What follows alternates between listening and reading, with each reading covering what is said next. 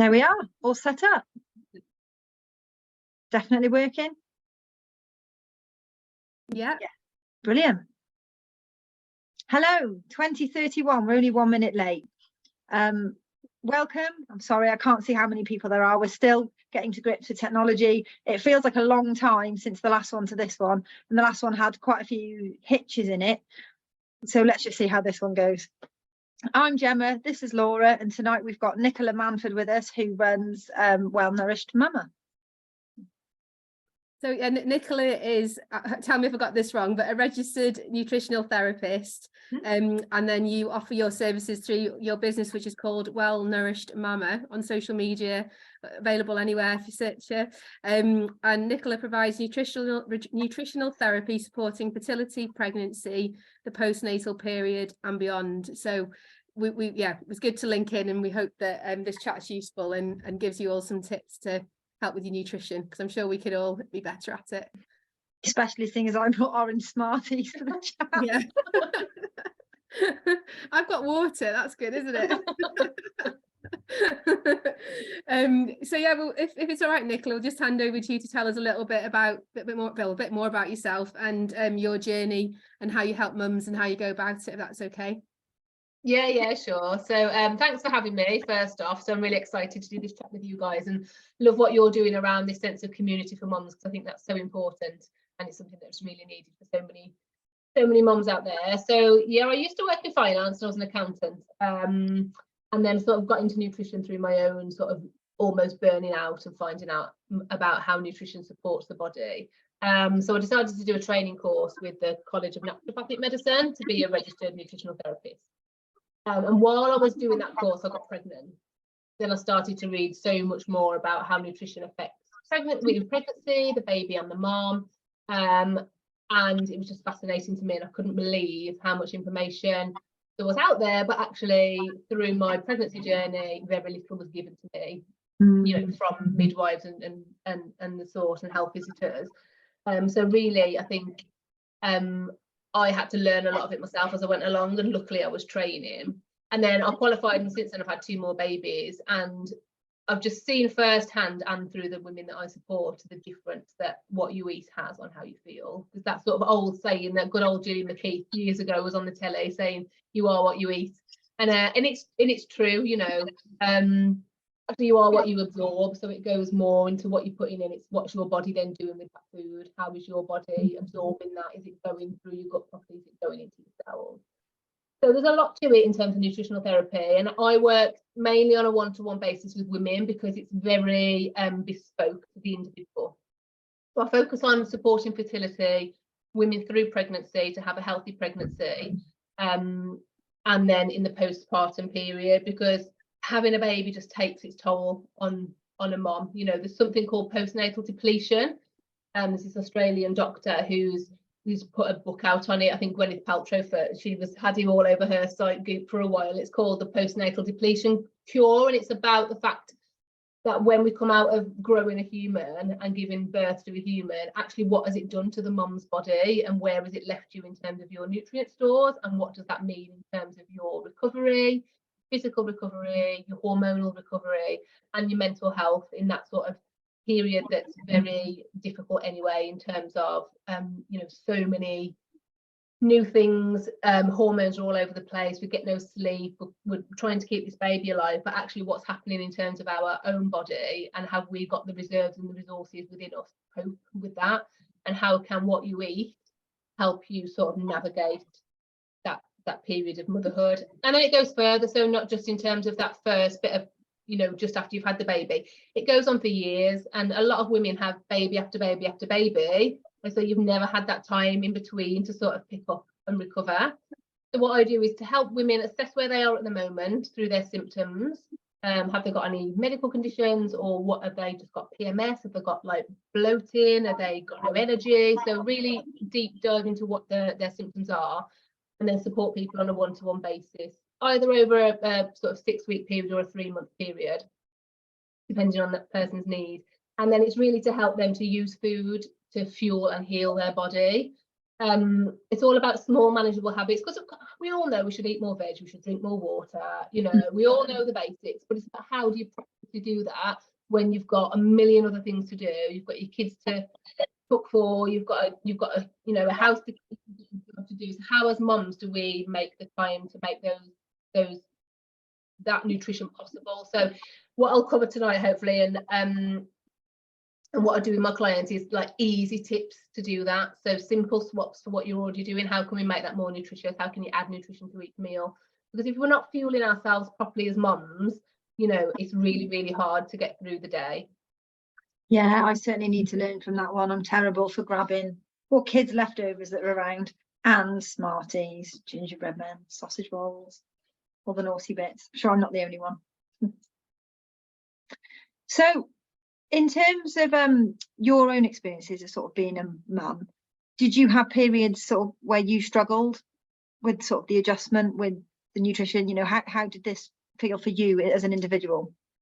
Still struggle now, to be honest, even though I've got all the knowledge. I still have days where I skip lunch and I'm eating rubbish, you know, but now I know to tune in to how that makes me feel.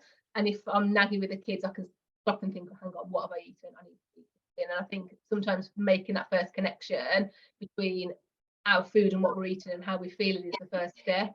But yeah, I certainly had some bigger struggles. Sleep deprivation was really difficult for me. So before I had my first baby, I was really on it in terms of my nutrition. I was just learning about all this stuff. I'd really cleaned up my diet. I was eating really well. And then I got pregnant, couldn't have a green smoothie. All I wanted to eat was like garlic bread and chicken Kiev. Like I couldn't stomach anything healthy. Like beige carbs was all I wanted. And it was difficult because I knew what I needed to be eating and I just couldn't stomach it. And then when I had the baby, I was just so sleep deprived. I just couldn't, that like hit me like a truck, and I don't think anything can prepare you for how tired you are. I was breastfeeding as well, so that was like all the nights were down to me sort of up and feeding, and I thought I had some habits that managed to stay with me through that, like a good breakfast, like I was into my porridge with loads of seeds and nuts and loads of bits in there. So some of my habits sort of stayed with me, but sugar came back in a massive way, and I found it really, the only way I could get through the day was on biscuits and cakes and grabbing things like that, because I was tired. It's harder to make better choices. So from a nutrition perspective, I found that really difficult. And you know, you go around people's houses and it's like, oh, you're breastfeeding, you can have a bit of cake. And you know, while that's true, you do need more calories, there were better ways I could have been getting those calories. And just like not being able to cook, because I couldn't do anything because I had this newborn and I couldn't cook. I could barely eat a meal. So when baby number 2 and 3, I made sure that like my freezer was stocked. You know, I had if people coming around, I was like, can you bring a meal? And I wasn't scared to ask for that help. Teaching my husband how to cook a few things, because he didn't really know what to cook. So actually by upskilling him to say, right, can you cook these meals, meant that we weren't relying on fish and chips and oven pizzas and things like that when you haven't got time to cook. So I think, yeah, in that start, the struggle was really like battling the sleep deprivation and just that reality that you haven't really got time to cook when you've got a newborn. So how can you prep for that beforehand, and how can you then make sort of easy choices that are sort of healthier choices rather than going for the sugar. And in terms of struggles, I do still struggle. You know, it's really, really difficult, and there are days where I do eat the kids' leftovers, as I say, and there are days where I don't like prepare properly for myself. But now I'm just really like trying each day to stop and think, right, can I on a Sunday night, can I clear, instead of sitting and watching Netflix, actually I'll put a podcast on and I'll do an hour of food prep so that I've got that first few days, you know, covered. So it's always like the planning ahead. And I think if I don't plan ahead, that's when I reach for the convenience foods, because it's easy and they're the easy options. Where if I've had a week where I've actually scheduled in time to prep my food, it's there, and then I don't have to think about it, and it just makes it a lot, you know, the day-to-day a lot easier. You've obviously struggled with it, even though you know your stuff around it. I know Gemma and I have, and a lot of people we speak to in the same boat. And I suppose it's got us thinking really about, do you think, we don't think there's enough support, but do you think there's enough support for mums to understand about their gut health sort of pre and postnatal, really, so that they're more equipped, I guess, and can do those simple things be interesting to get your view on it. We think there are definitely gaps, but obviously you're more of an expert in that world. Yeah, I think there are huge gaps, and I think unless you've got a personal interest in it before you have a baby, or it sparks an interest because you're now thinking, oh gosh, I've got this precious life and I want to, you know, eat well and look after this baby well while I'm pregnant, unless you're out there seeking that information yourself, I don't think it's something that's handed to mums. Like, you know, the term microbiome is something that some people still don't understand now. I mean, it's on social media and stuff a lot more, but from a general perspective and not so much from a perspective in terms of the mother. So our microbiome is that area in our, we've got a few in our body, but we're talking mainly about the one in our gut, in our small and in our large intestine predominantly. And it's like bacteria, fungus, viruses, things called protozoa, and they live within us and they help our body with a number of things. Like most of our immune system comes from our gut. We have some key neurotransmitters, which like the things that they used to think came from the brain, but now they realise come from the gut. So things like serotonin, which is it's a neurotransmitter that regulates our mood and our appetite and helps with our sleep, and 90% of that comes from the gut. Also our dopamine, which like is our reward and our feel good neurotransmitter, that sort of comes from the gut. And there's one called GABA, which is like our calming hormone, which helps to reduce anxiety, and these all come from the gut. And I think a lot of people don't realize this, that actually gut health is the key to all health. And then during pregnancy, there's lots of changes that are happening. Obviously physically everything's changing because everything moves up, and so it's a lot more squished because it's got to make room for the baby. Our bacteria is moving to the breast to go into breast milk. Our vaginal microbiome has an impact on our baby's birth, and a lot of this is not explained to mums unless you're sort of seeking it out yourself. And I think that it is a huge gap, because actually if you can eat the right things towards the end of your pregnancy and after you've had the baby, you've got a much higher chance of not getting postnatal depression, or if you've had a big blood loss, dealing with, you know, eating a lot of iron rich foods to balance out that blood loss, or dealing with the daily energy, like lack of energy and fatigue. What are the foods that we could eat to help us with that? And none of that information is given to us. It's sort of like, take your pregnancy multivit and you'll be great. As long as you've got your folic acid, your baby's got what it needs. Your multivit will give what you need. And then after the baby's come, all of the attention goes on to the baby, really. You know, when it, you know, the baby does need a lot of attention as well, but what about the mom? What's happening there in terms of her ability to recover? And you made a really good point. It's touched on it all. No, and before, like when you were saying about actually the connection between that and good decision making, and actually as sleep deprived as you are and whatever else, you need to be making good decisions at that point in your life. So anything that you can do to support people to do that, you think would be up there in terms of sharing. Yeah, and even when you sort of have had a baby, like that thing of like the whole joke of all the tea and toast, it tastes so amazing, it's the best toast you've had in your life, because your body's, I mean, exhausted. Like you need, Yeah. If you think like you wouldn't train for a marathon with like no like training, no nutritional, you know, you're on your nutrition, you're carb loading, you're priming your body ready for that marathon. It's the same with labor. There's no information out there on how do you like prime your body for labor, because it's exhausting. And then the recovery, what do you need after? I mean, for my second baby, I took flasks of food in with me, and that's something that I go through with my pregnant clients. How can we prepare you for the hours after labour? Because you're going to be starving, your body's going to need some fuel, and it's going to need some good fuel. It's not going to need a piece of toast. It's not going to need a bowl of cornflakes. I got like a sandwich out of a vending machine because it was 2 a.m. and that's all they could give me, bless them. And it's not the NHS's fault, because there's not the budget for that, and it's just not on their radar. But in terms of, you're starving, you know, a lot of mums end up going to Mackie D's on the way home because that's all that's open, and you're absolutely starving after you've had a baby. But actually, that's not what your body needs. Your body needs, oh, it tastes amazing. But it's about that, like you say, that preparation, because if women are given this information while they're pregnant, you've got that chance to prepare, because in those first few weeks, you know, you've got no chance of then cooking and doing all of these things. And then it follows on, you know, through the rest of, I don't think we're even given a lot of nutritional advice, like information at school or as adults, really, unless you're seeking it out yourself. To even from the GPs and stuff, they're not trained. Like a general GP gets 4 hours of nutritional training in the whole of their sort of 7 years of training. So even from healthcare professionals, really, you're not going to get those basics in terms of what's important. So I think it's a huge area that women can benefit from while they're pregnant, just after labour, but while they're managing and navigating life as well, because it has an absolutely huge impact on your day-to-day ability of how you feel and how you can cope. So can you give us some, or share any experiences that you've had in terms of how you, that was such a bad, I'm going to start again, sorry. Can you share any experiences of mums that you've helped that may help or inspire anybody watching this, please? Hopefully that made more sense second time round. So what I'm going to probably focus on is like mums with children, because fertility and pregnancy and postpartum are sort of very specific times with very specific nutrient needs, and a lot of that is based on the individual, whereas there's some sort of, I've had mums that come to me because they've either got like a thyroid problem, or they're just really shattered, they're stuck in a meal rut, you know, they've got the 8 sort of meals that they cook on rotation, or they're trying to cook one meal for them and the kids, and actually they end up eating like sausage and mash instead of, you know, because they're not cooking food that they would enjoy. It's like you're talking about me, Nicola.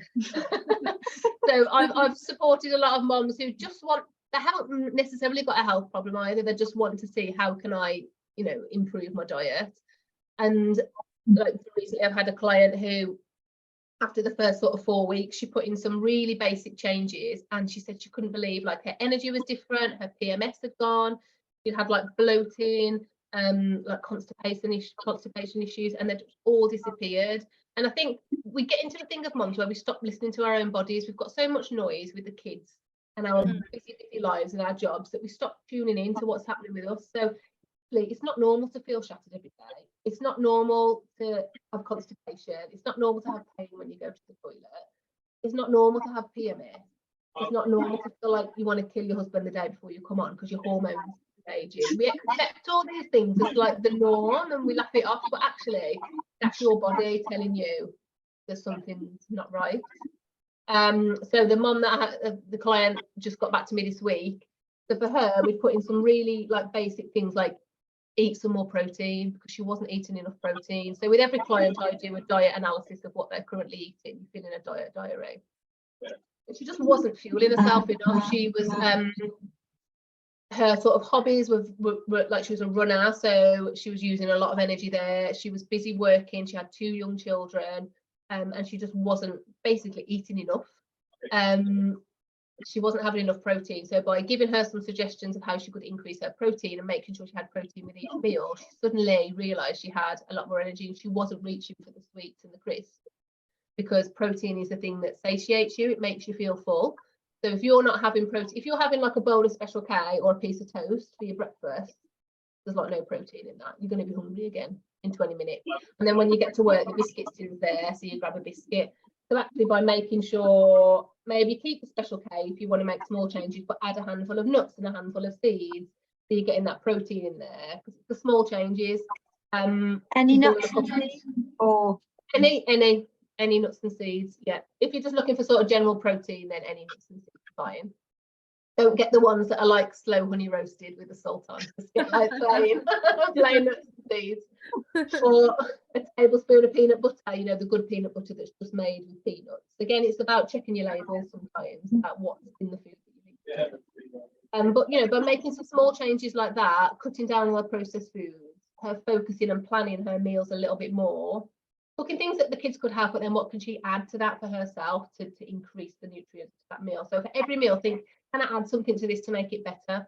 If I'm having like a soup, a shop bought soup, can I put a tin of chickpeas in? Can I put a few handfuls of spinach in? What can I add to this that's going to love, you know, make it work for my body? So adding that food in all the time.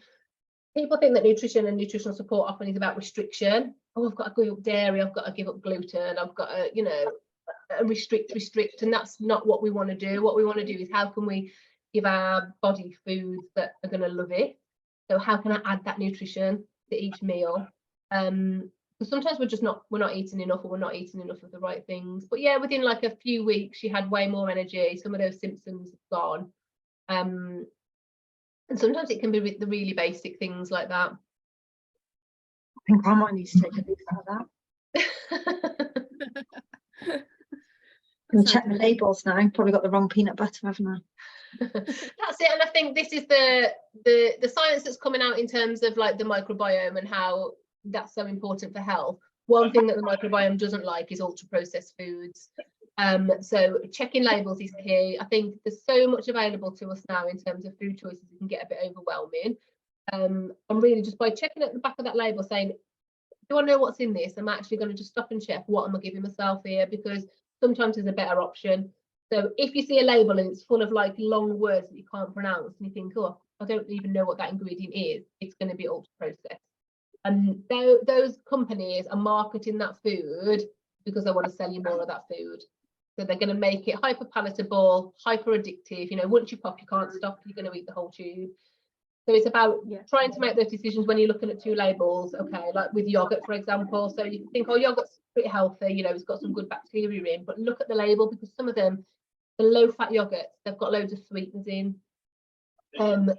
So they take the fat out and we think, oh, low fat's good, but they're adding all, you know, like sugars and sweeteners, which is actually worse for our gut. Whereas a full fat, I'm the opposite. I think I go full fat everything, but less of.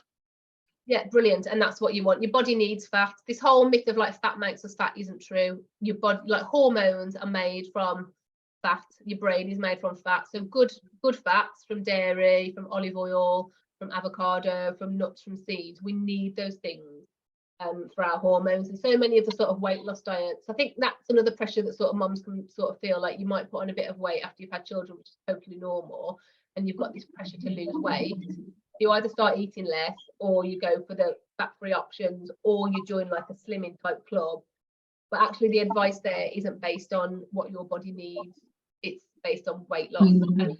And the two aren't always go hand in hand. So yeah, checking your labels is huge, and just thinking about, could I cook this at home? Do I recognise those ingredients? And if you don't, then it's not going to be good for you. And like you say, try and go for those full fat options where you've got fewer ingredients. Like yogurt should just be, ingredient should be milk.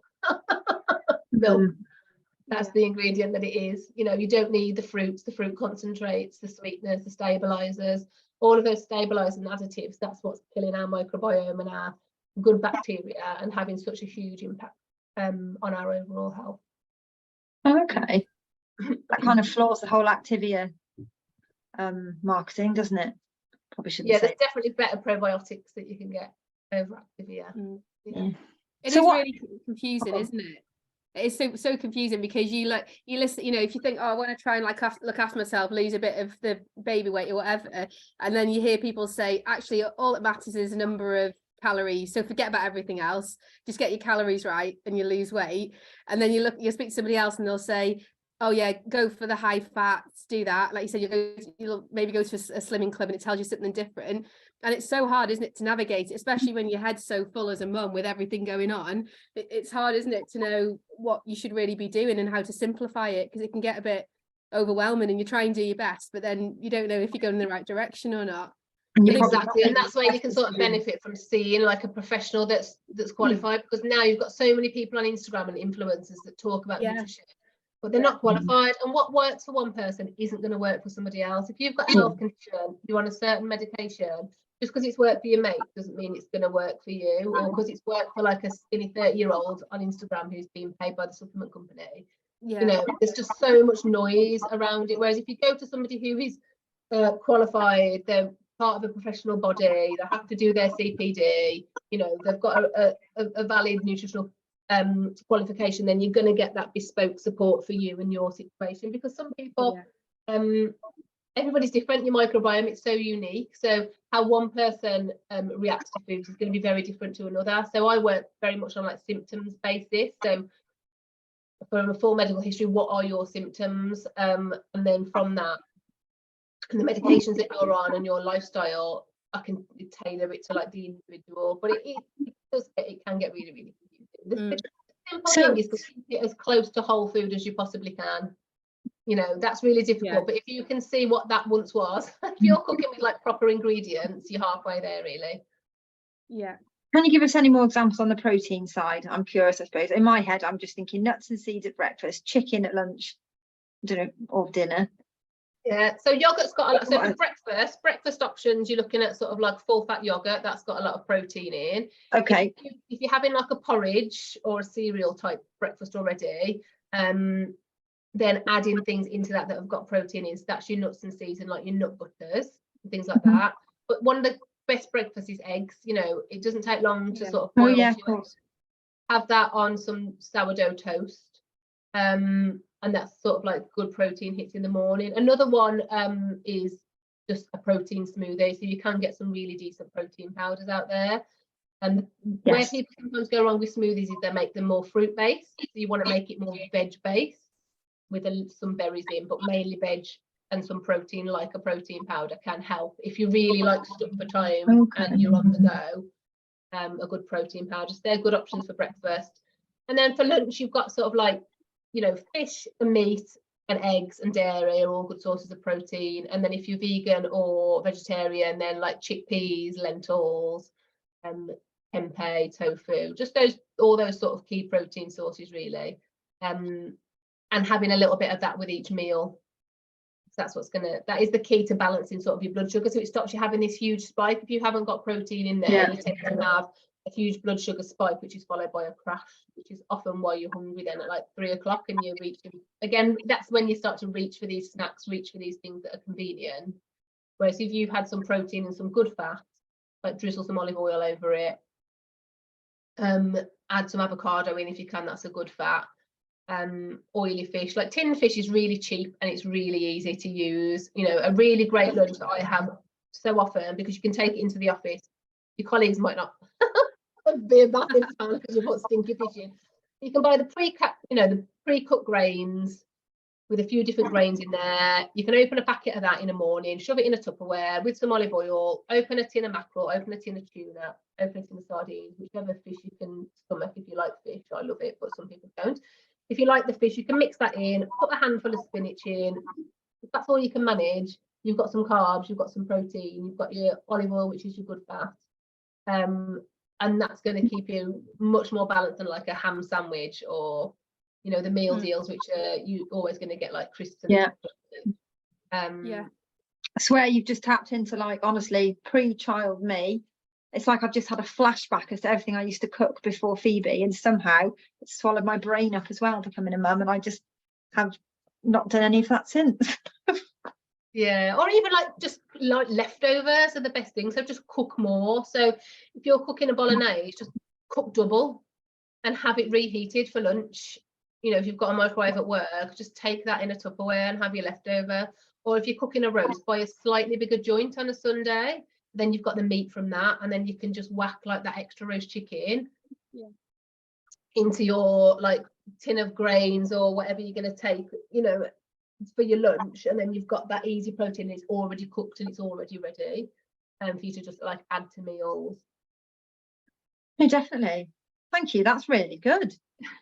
That's all it's doable, isn't it, as well? Like, it is possible. I need to go and have a route around in the supermarket and look at the grains and things, but once you find the bits that you need and you get the taste right, it's completely doable to do that, isn't it, regularly? Yeah, it takes me like probably about 4 to 5 minutes in the morning to make my sandwich, like my sandwich box for the day. Sandwich box, there's no sandwiches in it, but for my lunch for the day, it takes 5 minutes. So there's, you know, and if I look at the time, when I used to say I've got no time, and then I look at my screen time and I think, oh, if I scroll through Instagram for 5 minutes in the morning, I have one. Rather than spending 5 minutes scrolling on Instagram, it is like, right, make your lunch. Because you'll save yourself money as well, because, you know, and the thing is, it's skipping meals as a busy mum, isn't it? So many of us do it. You get to work, you think, oh yeah, I'll grab something, and you don't. And then on the, you know, you drive past the petrol station on the way home, and then you get a double decker and a bag of McCoys or whatever because you've had no lunch, and that's all that's there. If you go into a garage, you know, what are your choices? It's the Ginsters or like chocolate and crisps. That's all that's there, and it's going to be really tempting if you haven't had your lunch. It's going to be really tempting. So the planning and preparation is really, like, it's key to it all, and that's one thing that I sort of always try and support my clients with. Where can we find the time? And there's always time to prepare a bit of food. Like you say, we all have. Are you willing to make it a priority? Yeah. Are you willing to make that a priority, really? Or we watch Bluey. Either way, we can make time. Yeah. Thank you. That's really great. That's really helpful for me, certainly, and hopefully other people watching will have found it exactly the same. We've actually got some questions that have been sent in beforehand, if that's okay, if we can go over those. I don't know if there's anybody sending any in right now. We'll check those afterwards as well. Anybody watching, if you want to send your questions in, just keep doing it and we'll have a look at those afterwards. So the first one we sort of already covered, but says, do you have ideas for healthy snacks and lunches when you're on the go or tight for time? But I suppose we have covered that really, haven't we, in terms of making a bit extra in the times where you have got time, stocking your freezer, fridge up even, and planning ahead. That is it really. And it is like, it really, like, if you can spend 2 hours a week, an hour on a Sunday and like an hour on a midweek Wednesday just to prep some food, get stuff cut up, get some carrot sticks, some cucumber sticks, some, you know, and some pepper sticks cut up, because if they're already cut up in the fridge, you can grab those with some hummus and that's your snack. If you haven't got it prepared and think, oh, I've got to peel and chop a carrot, because you can't be bothered. Whereas if you've done it already at the start of the week and kept them in the fridge, they're there and they're ready. But definitely, like, batch cooking, I'm hugely into that, like, because you can just portion things up and get them out in the morning. That's the tea sorted. Again, like, if you've got kids of school age where you're in a lot of clubs after school, it's about planning those days. You know, we know that on like a Tuesday night they've both got swimming, we're not going to be back till late, right? I need to have something cooked ready. I need to cook something on a Sunday, like a bolognese or a fish, something that I can get out ready for that night, because otherwise it ends up being you don't eat, or you grab something, or you shove a pizza in. And, you know, every now and again that's fine. My kids eat fish fingers and chips. You know, we don't live on a perfect diet, there's no such thing, but if you can plan as much as you can and you can get 80% of your diet as whole foods and not processed foods, you're well on your way then, and then your body can cope with, you know, the odd takeaway. It's when we're doing it on a sort of, most people, like a daily basis. They've just done a study around the stats in the UK, and it's terrifying, and it's saying that, like, I think it's about 60% of people are getting, like, you know, 70% of their nutrition through ultra processed foods, because you go in the supermarket and that's largely what's available to us now, and we think, oh, it can't be doing us any harm because they couldn't sell it to us if it could. But that's not what the stats are showing now in terms of the impact. And you can tell it's how you know how you feel. It doesn't. And like things like lentils, and like, they're really cheap. So if you're making a bolognese, make it go further by whacking a load of red lentils in, because the kids can't tell the difference. They're getting some extra fibre, which is really great for their gut. They're getting some, like, your gut really loves fibre, it really loves variety. So if you can start to get some different ingredients in that are nice and cheap like that, like beans, peas, all of those things, they're quite cheap. And you can just bulk out your dinners with those. And if the kids don't like them, add them into your portion afterwards. You know, give them the spaghetti bolognese. They won't notice the red lentils, I promise. They won't, because it cooks down to nothing. And it makes it go further. Then it makes the meat go further, because you can double up your portions.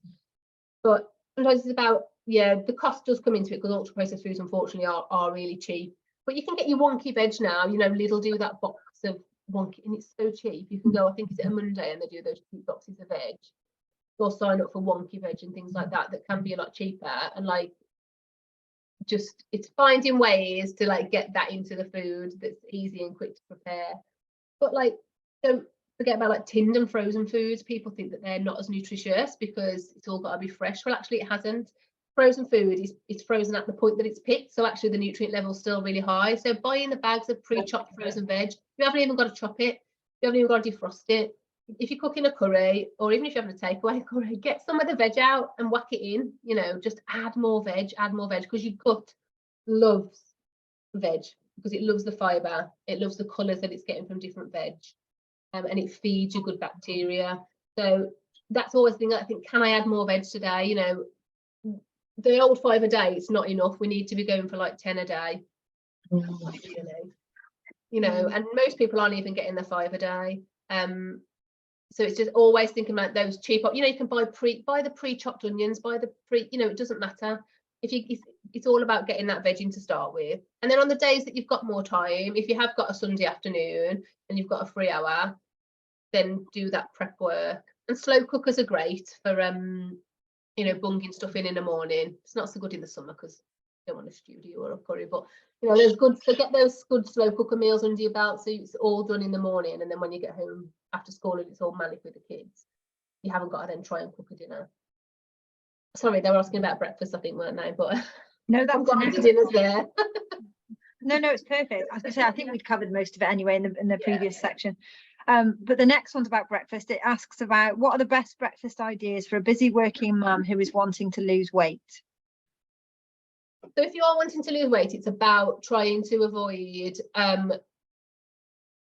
breakfasts that are like mainly carbohydrates. So if we think about the standard breakfast of like a bowl of cereal, a glass of orange juice, or a piece of toast, they're all going to spike your blood sugar, which is what leads to weight gain. So what we need to think about is adding in, as I said, adding in the proteins and adding in the fats. So if you are already on cereal and you're finding it difficult to make the leap to, you haven't got time to make porridge or to a different type of cereal, it's again adding those things in. Add some blueberries, add some raspberries, add some nuts, add some seeds, and then you're having less of the cereal and more of the foods that are going to keep you satiated. But for me, like a protein smoothie is brilliant if you're trying to lose weight and you've got no time, and you can actually, like on a Sunday night, you can prep all your veg and bag them up into little freezer bags and then whack them in the freezer, and then on the morning all you've got to do is pull out the bag of, you've already put like your handful of berries and your handful of spinach and whatever, you know, your cauliflower or whatever else you put in there, so you can eat it all from frozen. Whack it in with your choice of like milk or water and yogurt, and then put a scoop of a good protein powder in, whiz that up, and that's literally going to take you less than a minute to make. I've never put and you cauliflower can in have it on, smoothie. you can have it on the go. You can have it on the go then. You did say cauliflower, didn't you? Yeah. I've never put ever that in a put that smoothie. in anything. Is it nice? Luckily. If you put other stuff in that sort of like masks the flavour a little bit, yeah, you can kind of get I used put to it. avocado in Yeah, and brilliant. spinach and cucumber, Perfect. like as standard. But I've never gone to like broccoli or cauliflower. Broccoli can be a bit, because it's quite if you leave it, texture. especially if you don't drink it straight away, the texture's a bit weird. But the ninjas now, some people can get the so smooth. But your main rule is you want it sort of like 80% veg. Okay. A lot of people with smoothies, they're going for bananas, they're going for mango and all of those fruits. They're again just going to spike your blood sugar. But put a dollop of nut butter in, because that's a good protein source, or use yogurt in there as well, because like full fat yogurt is a great source of protein. If it's a live yogurt, you've got the bacteria in there, which is good for your gut. So smoothies are like a really good one. But again, if you're finding it hard to make the changes to a smoothie, because that can be quite a big change, if you're already on like white toast with butter and jam, can you change it to brown bread, because you're going to get more fibre? Okay, it's going to be a bit more slow release. Can you change your margarine to butter, because margarine is ultra processed. Butter has got something called butyrate in it, which is really good for your gut. It's a short chain fatty acid which is used in your body. So can you change your margarine for butter, and then instead of your jam topping, can you put like a really good nut, like an almond butter or a cashew butter on? So it's about, sometimes can I just, so I'm not changing from having like a piece of toast, if that's what you've got time to, but how can I like upgrade my piece of toast to make it the best piece of toast that I'm going to make it to keep me going? So sometimes it's about those little changes. But I love things like boiled eggs in the morning, just a full fat yogurt. You can, scoop them in with some frozen berries. You can buy the bags of frozen berries from the supermarket with, the blueberries. Go for more like the blueberries, raspberries, those sort of typical British fruits, rather than like the tropical fruits, because they've got they tend to spike your blood sugar a little bit more, whereas berries are great. And they're full of antioxidants. The darker the better. They're really good for your gut. They're full of antioxidants and polyphenols. So if you've got your full fat yogurt, throw some frozen berries or fresh berries on there. Get a big jar and just fill it with different nuts and seeds. So you've only got to scoop one handful out, and it's already got a mix. You're not thinking, oh, I've got to open a packet of this and a packet of that. Get yourself a big jar with a mix of nuts and seeds in. Pop that on. You can get things like hemp seeds. There's loads you can get in normal supermarkets now. Hemp seeds are a source of protein. Chia seeds are a nice source of protein. So you can whack all that on your yogurt, and that's a really quick breakfast, and that will keep you full and that will keep you going. I like this. Yeah, so they're easy. Play it back and write it all down. There's something called, like with chia, they're a good source of omega-3, especially if you're vegetarian or vegan. So there's something called chia pudding. If you Google that, there's loads of recipes. But you can just prepare that the night before, takes about 5 minutes to prepare, and then when you wake up in the morning, the tea is sort of swollen and absorbed the yogurt or the milk or whatever you put it in, and then you can just have that. That's a really nice breakfast as well. You can put raw cacao powder in it, which makes it chocolatey. If you're used to a sweet breakfast, raw cacao powder is great because it's actually like the good chocolate for you. It's full of like iron, magnesium, zinc. It's full of loads of beautiful things for you, but it's still giving you that like chocolatey feel. Might try that. Sounds good. I put is it chia seeds? Is that how you say it? I put them in, I make sure I have like a teaspoon of them every day somewhere in a smoothie or whatever. So yeah, I might try the pudding version. I've never done that. Yeah, it's really nice. Yeah, that's a good one. You can make that one the night before as well. So again, if you're in a rush in the morning, you've just got to grab it and go. But skipping breakfast can be like one of the worst things, because the sort of research has found that if you tend to skip breakfast, it can mean your choices through the rest of the day aren't as good because you haven't given yourself that firm foundation. And again, there's loads of conflicting advice around fasting and should you fast for these windows. And again, it's different. A lot of that is based on men. A lot of the research is based on men. So if you come to see sort of like somebody who's a professional around nutrition, they can say whether fasting would be a good option for you or not. Because if you're menopausal, or if you're breastfeeding, or if you've got certain conditions like diabetic, fasting is not for everybody. So again, that thing of I'm trying to reduce my window, I'm not going to have my breakfast, that might not work for some people. Sorry, my other half just brought a cup of tea and that's why my eyes were going just in case he got stuck on the shop. I thought you were getting a treat. It's okay, it's not any more Smarties. It's just a brew. So I think we've sort of covered the next one a little bit as well, but the next question we had was, how can I stay fuller for longer so that I don't keep snacking? Yeah, definitely the key to that is getting your protein and your fat in, and just looking at each meal and just thinking, is this like mainly carb based? But the things that you can do is staying fuller for longer is just thinking about like, am I eating enough? Like put more on sometimes, put like more veg, because the fibre will fill you up. So fibre is really, really filling as well. So if you've got a good sort of like, what I like to do at the start on a Sunday night is make a massive tray of like roast veg. So I'll just chop up a load of veg, like whatever I've got in, like butternut squash, courgette, sometimes beetroot, peppers, and I just roast it all in the oven. A bit of olive oil, roast it all for about 40 minutes.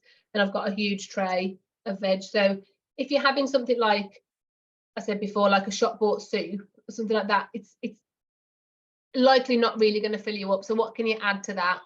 Have you got some colour? Have you got some colour on the plate? Have you got something of every colour? Have you got some something that's got a bit of fibre in there that's going to actually fill your stomach up and make you feel full? And have you got some protein in there that's going to satiate you? If it's just like a big bowl of pasta and pesto, that's not gonna, you're gonna feel the drop. And then moving more your carbs towards the whole meal carbs. So if you're having like pasta, can you move to wholemeal pasta? Can you move your rice to brown rice? Getting away from those quick release carbohydrates like the white versions, like white bread to wholemeal bread. Even those small switches can make a difference, because you're getting more fibre in with the food, so it's going to keep you fuller for longer. It's going to take longer for your body to break it down. Things like white bread, white rice, white pasta, white potatoes, they just turn pretty much to sugar in your body really quickly. So yeah, pop the fibre in there, pop the fat in there, pop the protein in there. It's going to help you stay fuller for longer. Fab. I feel like you should write a book. I feel like some of it's stuff that like we all know, or we know, but it's the how to do it. And sometimes, like Laura said before, I think it feels like you're trying to climb Everest. Not good tonight, am I? Everest. Trying to go back to habits, but actually what you've done is just put really easy, simple options in front. So thank you, that's really helpful. Well, I'm finding it really helpful anyway. Yeah, I've got loads of notes. It is stuff I genuinely will go away and do from tomorrow, I think, because it's doable, isn't it? And me, I need to. Yeah. The next one says, when I'm tired, I just want sugar and things for an instant hit. Is there a way to stop this or satisfy it in another way? And I suppose we've talked about it a lot, and I know like your point about cutting up carrot sticks and things. So says to me, look at me trying to answer the question. So perhaps you could snack on that instead. But anyway, what's your I think it's really hard with sugar, and sugar's always been my nemesis. And it's, God, you can't beat a bit of chocolate, can you? It's nice, but the trouble is with those foods, those high sugar foods, they are like contribution to this thing called inflammation in your body, which is now they've linked inflammation to sort of some of the biggest killers like heart disease, cancer. And women, you know, people think that heart disease is like a male thing, and actually women are more likely to get like heart attacks and heart problems than men. So sugar is really a big culprit in terms of driving inflammation in the body, but it is so addictive. And it is really, really hard. You can't do it just on willpower alone. You know, some of your bacteria in your gut will be telling your brain to eat sugar. You know, some of this dysbiosis that you can get from the sort of balance between the good and the bad bacteria in your gut goes a bit awry, and you can get these bacteria that are sort of telling your brain to eat more sugar. So it's not just about the willpower. I think the tips are to make sure that you're eating enough with your meals, like we've talked about, so that you're then not as likely. And I have so many clients that just the simple thing of eating more protein, you know, having a smoothie with some protein powder in it as a snack, as your afternoon snack, it just means that you're naturally fuller and you're not reaching for those snacks. But in terms of saying out loud to yourself, do I really need this? Do I really want this? Because it can be so just like you just do it without thinking. You just reach for those sweets, or you've just got the tin of biscuits on the side, and stopping and saying like, is this going to make me feel better? You know, do I really need this biscuit? And sometimes it's, yeah, I really need this biscuit. It's been a bad day, and no, that's fine. But just putting a bit of conscious thought around it rather than just the mindless snacking. And another thing that I find with a lot of clients is really useful is it's breaking that habit cycle. So if you've got a drawer or a cupboard, which is where you keep your treats, you know, we all have them in for the kids, the clubs, the penguins, the things like that, they're in your biscuit tin. And it's so easy when you're making a cup of tea on a night, oh, I'll just grab one of those. They're in that cupboard. Move them, put them somewhere else in a Tupperware with a lockbox that's at the top of a cupboard that's harder to reach. Because if you've got them in for the kids, but they're in easy access, sometimes just your brain, just like opening that cupboard, is giving you that sugar hit, that dopamine hit, because sugar is as addictive as like heroin and drugs. It's the same pathways in your brain, that same dopamine hit from having that high. Sometimes even like the act of like opening that cupboard, you know that you're going to be faced with that tin, and it's that you're doing it habitually. So if you move the snacks somewhere else, put something else in that cupboard that's a healthier option for a snack, and then when you open that cupboard, like through habit, suddenly the snack, you know, those penguins and clubs and biscuits aren't there anymore. So just changing that pattern of behavior, well, it can be enough to break the habit. It's a good idea. And then find a snack that you really like that feels like a treat. So personally, I really like dark chocolate, and if it's over 70%, it's actually good for you because it's got a high polyphenol content, and it's good for your gut. It's a good it's a good source of zinc and magnesium and iron. So good quality dark chocolate, like your green and blacks or something like that, that's got a high content. Have like a few squares of that, because sometimes we are trained, we're given puddings from nursery, you know, our body's trained to need that bit of sweetness to feel like a meal's complete. Oh, I do that. So, yeah, having a few squares of dark chocolate with a couple of nuts, or having like, again, some nice full fat yogurt with a tiny bit of honey in it just to sweeten it, and a few, like I like the raw cacao nibs, you can get to quite bitter, but put those in. And just sometimes having that healthier pudding at the end of a meal will then stop you then going in the biscuit tin at sort of 8-9 o'clock at night.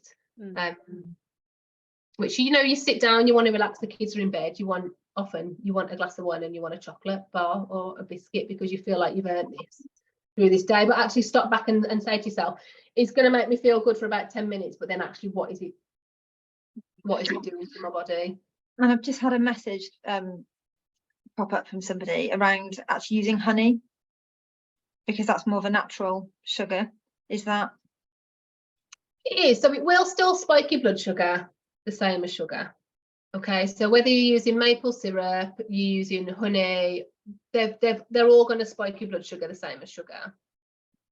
The difference is, if you buy a good quality raw honey, it's going to have other beneficial things in it. Like sugar's got nothing good in it. It's an anti-nutrient, it depletes other nutrients in your body, and you get nothing like beneficial from sort of like refined sugar. With maple syrup, you're going to get a few other sort of like minerals in there, and with honey you can get some beneficial enzymes in. Like I love raw honey, it's like antibacterial, it's antimicrobial. It's great as like a medicine for sore throats and things like that. So you are going to get the benefits, but on a simplistic term, the same as if you're just looking at a blood sugar sort of perspective, it is still going to spike your blood sugar. But again, if you have that yogurt and honey with some nuts, a few nuts in, or a tablespoon of peanut butter or almond butter as well, it's just got that protein. You've got that protein and fat content in the nuts. Then you don't need many. You only need 2 or 3. Okay. And that's going to help buffer that spike of the sugar. But it can be a nice stepping stone to get yourself off, like baking with honey and baking with maple syrup. It can be that stepping stone to get yourself off sugar. And then I find, like, if you're baking yourself, again with the sugary things, just slowly reduce the amount of sugar. It's good for the kids as well, and they won't notice if each time you bake you put a little bit less sugar in. Eventually, you know, you can reduce the amount of sugar that you use in home baking. Brilliant. We really should write a book. You should. I'm not really. The last question we had was on a slightly different angle, and it was around general advice around vitamins for tired and busy mums, so maybe to help keep your immune system effective, or other things that we could take in a tablet form. Obviously there's the food element of it, but is there some sort of supplement of vitamins we should all be taking? Yeah, the first thing I'll say on vitamins is generally don't take advice on vitamins from anybody apart from a healthcare professional, because they can interact with medications, and just because it's worked for your friend doesn't mean it's going to work for you. So you can overdose on some vitamins. So first, just be careful, you know, always speak to a GP before starting on any vitamins, or if you're in with a nutritionist. I'll just sort of caveat it with that. And always look at food first, because some people think, oh, I'm taking my multivit, so it's all right if I'm covered on all those basics there because I'm taking my multivit. And actually, a lot of cheap supermarket brand multivitamins are full of other fillers. They've got very little nutrient content. So when it comes to vitamins, just look at the brands that you're using, and look at the contents, because a lot of them have got those fillers in and those synthetic ingredients in. There's I'm not affiliated with any of these, but there's a brand called Well Nutrition. All of their food supplements are food based, so it's going to be something that your body recognises and make it from food. If you can buy a good quality supplement like that, or brands like BioCare or Nutri, which are all therapeutic grade supplements, you're going to be getting, they are more expensive, but you're going to get more of the concentrations of the supplements in. And always think about your diet first. You know, are you eating enough of the foods first? Because your body is going to respond much better to that vitamin and mineral in food form than it is going to be in a vitamin form. Saying that, there are a couple of things that I think that I'll touch on in terms of vitamins. So vitamin D is obviously now recommended anyway by the NHS for all adults, and it's quite hard to get vitamin D from food. There's not many foods that contain it. One way you can get more vitamin D from food, this is a top tip, is if you eat like mushrooms, put them out in the sun. You put them in the sun for 20 minutes, it ups the vitamin D content of your mushrooms before you eat them. Oh, but it's really hard. It's really hard to get enough of your vitamin D just from food. Obviously, it comes from the sun. Not enough of us spend. Your body makes it from the sun, and not enough of us spend enough time in the sun. So a vitamin D supplement is something that I'd always recommend that people take, especially if you're pregnant and breastfeeding. You know, that is the standard guideline, and that does tend to be one that midwives will pick up on in terms of vitamin D. But it is really, really important for your immune system, and it does lots of other things. Vitamin D it's an important one, and sometimes I can see with infertility with clients, it can be some of these simple vitamins that they're deficient in that are actually causing a blocker for them getting pregnant. So vitamin D is a good one to take. Magnesium is another good one. Again, if you're on any medications, you'll need to check that there's no it won't affect your medication at all. But magnesium is used for like over 300 enzymatic processes in the body, and it's quite hard to get enough from your food as well, because our soil is sort of so depleted now because of how it's farmed. It's actually quite difficult to get all of your magnesium needs from food, especially if you're stressed. Because if you're under and a lot of us as mums, as busy mums, we are stressed even if you don't feel like, oh yeah, I'm not stressed. Actually, if you think about all the things that you're juggling all the time, your body probably is, running high on cortisol. You're constantly in that sort of fight or flight stress response. And what stress does to magnesium, it just uses it all up. It's like leaving the taps on and it's just flowing out. So a magnesium supplement, sometimes by taking that small supplement, people do notice a big improvement in their mood and in their energy levels. Even things like Epsom salts. If you're having a bath, if you've got the luxury time to have a bath as a mum, but put some Epsom salts in, because that's a form of magnesium and it gets absorbed through your skin. And then this other supplement, I'd say, especially if you're vegan or vegetarian, is B12. You definitely need, or if you're not eating, the B12 comes largely from, it's ruminating animals, so it comes mainly, the best source is beef. And a lot of people now are trying to cut back on their meat intake for various reasons. One, the cost of meat now, or environmental reasons. But it is just making sure that you are getting enough B12. So definitely, if you're vegan or vegetarian, I'd say to look at supplementing with B12.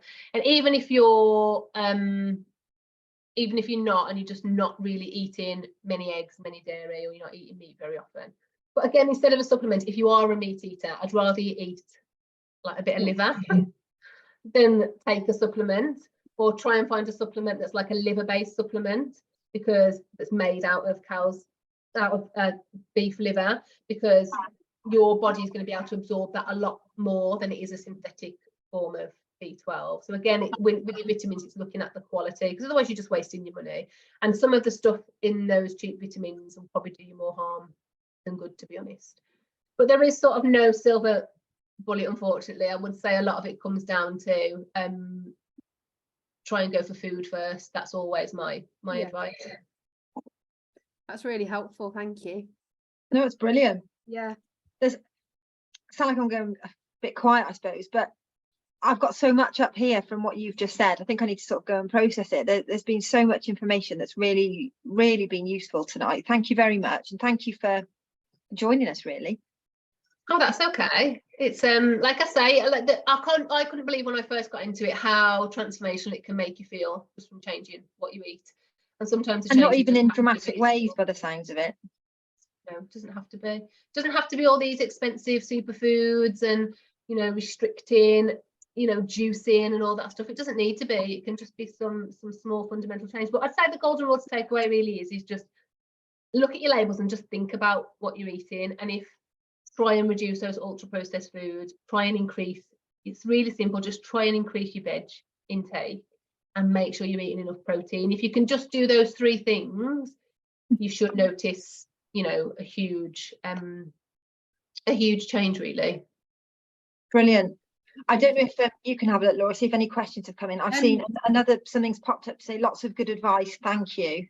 Yeah, that's from Sally. And then Liz has said that about broccoli, parsley and honey providing vitamin B12 for vegetarians as well. It does, but maybe not in the ranges that we would need. Okay.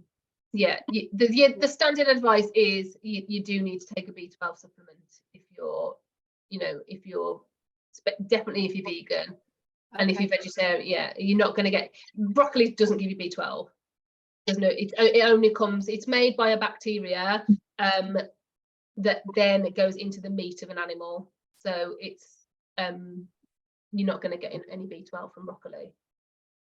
Yeah, you need to, that's why it's so hard, because there's so much on the internet, isn't there, and so many different sources. But B12 is a really difficult one, because you can feel great, and I'm not knocking a vegan diet. I think it's great for some people, and it's you can be really, really, oh, I've raised my hand. You can be really healthy on a vegan diet, and there's so many benefits to it, but B12 is the one factor you have to consider. And the thing is, you've got enough stores for a couple of years, so sometimes you can switch and maybe not taking your supplement every day, or you didn't realize that you needed to supplement and you can feel okay, and then things can start to decline. And B12 is a really serious deficiency if you get into that stage. It's needed for so many things, but it's really needed for like brain health and for your nerves to function properly. So yeah, that is. How do you know if you've probably $1 million question here? How do you, like, it sounds terrible, I wouldn't know. I'm not on a vegan diet or anything, but I wouldn't know if I've got enough B12 or not. How would I? So you can go through like symptoms. So B12, some of the symptoms are like extreme fatigue, brain fog, but then numb and tingling hands, and then sometimes like loss of balance and keep falling. So you can go to the doctor and you ask them to test your B12. The thing is with the test, it's test serum B12, so it tests what's in your blood rather than what's getting into your cells.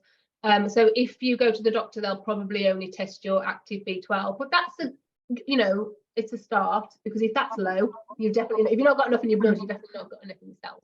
Yeah. But if you are concerned about that, that's when it can be useful to see a nutritional therapist, because there are a number of tests. So I have access to stool tests, blood tests, saliva tests, urine tests, and I'll run lots of different sort of tests depending on the needs of the individual client that I'm seeing. But there's a couple of other tests in terms of B12. I'll look at your diet to start with, see what are you eating, and I'll look at your symptoms.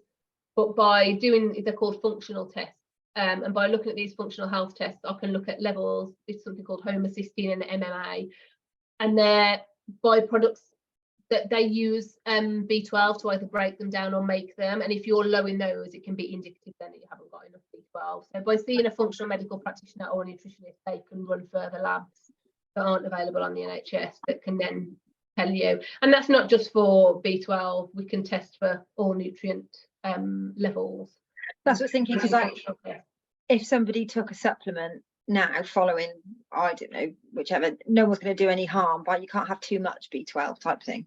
No, B12 is like a water soluble vitamin, so you do store some small amounts in your liver, but it won't do you any harm. There's no like upper limit. You can't harm yourself by taking too much B12. All it can do sometimes, if you're taking a single B vitamin, it can mask a deficiency of another B vitamin. If anybody has got any sort of specific questions on that, I do free 15-minute discovery calls that are completely free. So if it is, you can go on my website and book a free 15-minute call. If you've got any specific questions around things like that, I'm happy to answer those just for free within 15 minutes. Obviously, if you've got complex medical conditions, then it's more difficult to do in 15 minutes because I have to take your medications and things like that. But yeah, generally, with all the B vitamins, they're all water soluble, so you'll just be out. The worst thing you're doing is wasting your money on your supplements. But yeah, it won't do you any harm. Brilliant. Thank you. I think, was there any more questions, Laura? Or? No, we've covered them all. Yeah, got them all now. Brilliant. So I'm trying to think of where to start to summarize. It's sort of the whole extra handfuls of nuts and seeds in breakfast, extra handfuls of anything in your meals to try and sort of increase where it is. Thinking, do I really need this when it comes to biscuits, and moving them and put them, I was going to say upstairs, that's a bit extreme, on the top of a cupboard. I can't even remember half the other ones. What were yours? I've got about just generally trying to eat as many whole foods as you can, and the veg side of things with the different colours, and then the prep. I like that idea about trying to do it twice a week for an hour. So I think if you try and set aside half a day a weekend to batch cook for the next 2 weeks or something, it's hard, isn't it? But if you could, like idea of splitting the week into two, I think it's a good one. And putting red lentils in broccoli. I mean bolognese. Yeah. Red lentils and bolognese. Red lentils bolognese. I've got that one. I've got loads. I'll be here all night. It was really helpful. And I think the bit for me that's kind of eye-opening, I suppose, is like the bit when you were talking about the microbiome and all the other thing, and how food and nutrition can have such an impact on our decision making and on our daily lives, really. And actually, I suppose the depletion you get from first being in mum, but then also going through motherhood, because I mean, me 4 years on from my first, I'm still no better really with the nutrition habits and sides of it. But yeah, the lack of information, and I'm not saying people need to sort of have it to sort of degree level, but it would be helpful if there was a bit more out there, wouldn't there, just in terms of just connecting the dots a bit and to how beneficial all of this really is. So yeah, and it comes back to that point I made about listening to your symptoms. Don't brush them under the carpet. If you are having, like we all learned from Bell Babe, Dame Deborah, who sadly got bowel cancer, but we've got to look at our poos. They're a big, when we're mums, we're obsessed with our baby's poos. We need to be taking the same attention for us. If you're not going to the toilet every day, You know, if you've got pain, if you've got bloating, if you've got constant fluctuating between diarrhea and constipation, these things they're your way of your body telling you that something isn't right. Don't ignore them. Always go and see a GP if you've got concerns, but don't ignore them. Like, again, like, we shouldn't be having like extreme PMS symptoms or adult acne or things like that. They are signs that our hormones are out of balance. So it's about tuning into our body, and you know, your health matters. It's important.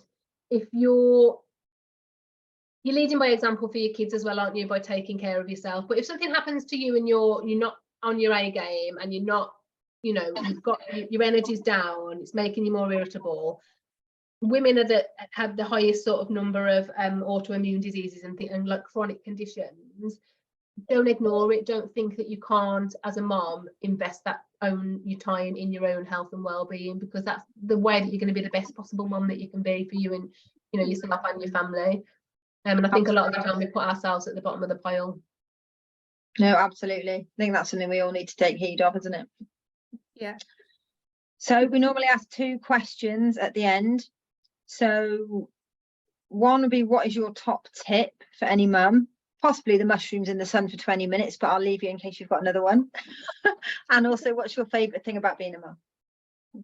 I'll do that one first. So my favourite thing about being a mum, I mean, there's a lot of things that are not favourite, and I could have filled an hour and a half talking about those, because it's blooming hard, you know, it's hard. I've got a 2-year-old, a 4-year-old and a 7-year-old, and it's hard. But my favourite thing is just those little moments where you catch them like being really sweet to each other, or they do something really kind, or they get like, you know, a good report from school, and you think, oh, I'm doing something right, you know, they're good kids, and you just catch those little moments of them being really lovely, or you get the sneaky little kiss, or the little, you know, that little bit of affection for them, and it just absolutely melts your heart, and it makes all the tantrums and arguments and everything else just worth it for those little micro moments of like them just being really sweet. So I think that's like my favourite part of motherhood, really, is just seeing the little people that they're growing into. And sorry, what was the other question? Your top tip, if you want to stick with mushrooms or add on another. Top tips is just I'd say to listen to your body, and don't ignore those signs, and don't think that you're not worth investing time in your health. That preparation time that you think, I haven't got time to cook, you can make the time. You've got to make your health a priority. You know, it does come down to serious stuff, this, when you look at the now connection between what we eat and our all-cause mortality, or in terms of like the rise of like cancer and things like that. It does matter. Your health matters. And if you want to live a long life to see your grandchildren and have lots of energy, I'd say take that time to prioritize your own health and well-being, and don't just ignore these niggles and these symptoms, and don't think that there's not time to make this this a reality, because, you know, there is always ways to do it. Brilliant. You've certainly given me the kick up the bum I needed, I think, tonight. Anything you would like to say to anybody watching? No, I mean, I do 15-minute discovery calls. So if you're interested in working on a one-to-one basis to learn a little bit more, you can book in a free discovery call, and I can talk you through how we work. Also on my website, it's wellnourishedmama.com. There's a list there of all the packages that I do, and some more information around nutritional therapy. And I'm also just launching a baby weaning course, because so much of I focus more on mums, but actually a lot of anxiety with mums can come through that weaning stage, and I'm so passionate. I mean, I've touched on the microbiome here, but that is like a huge, so fascinating. So I'm just launching, it's based in Oswald Street, Infants First Foods, and the first foods in the infant microbiome it's called, and that's at Cabin Lane Church. So the next one of those is on the 17th of July. It's £25 for 2 hours. If you're just about to introduce solids to your baby, or you've just started that process and you're interested in how you can give your baby the best sort of start in life, then that course, it's not just a normal weaning course, it also covers all of this science and knowledge around the microbiome and how that's going to sort of impact your child's health going forward. So brilliant. Sounds good. Definitely. Thankfully I'm past weaning. That sounds awful, but I kind of wish that had been around when I was there, because it sounds really beneficial. Oh, sorry. Sometimes it's about not starting those habits, isn't it? not starting the kids on those habits that then take us into adulthood. You know, our relationship with food is complex, and it's linked to emotion. Changing what you eat is not easy. Don't be hard on yourself if you try and implement some of these tips and they don't work. Because it isn't easy to change what we eat, because it's, as I say, a complex relationship. But sometimes having somebody to help you through that journey and to hold your hand, provide that accountability to, can really help make those changes a bit easier to navigate. No, definitely. Thank you. That's been absolutely brilliant. Yeah, really Good. good. Thanks so much for having me. And thanks for all the work that you're doing in terms of like the Mums Are Fine campaign and everything. I think the more we can just all talk about not just our poo, but like how we're feeling, and like be open and honest about the motherhood journey, because you know it isn't easy. So I think you're doing great stuff, ladies. So thank you. All the success in the world. And on that note, if anybody hasn't, please go and subscribe, have a look at the website. There's a lot more on there now. Make sure you keep tuning in. Tune into our next live. We'll be announcing that soon. And make sure you just follow us: Facebook, Instagram, Twitter, LinkedIn, anywhere else we are, and keep us going. Thank you very much. Thank you. Thanks. Bye. Good night. Bye.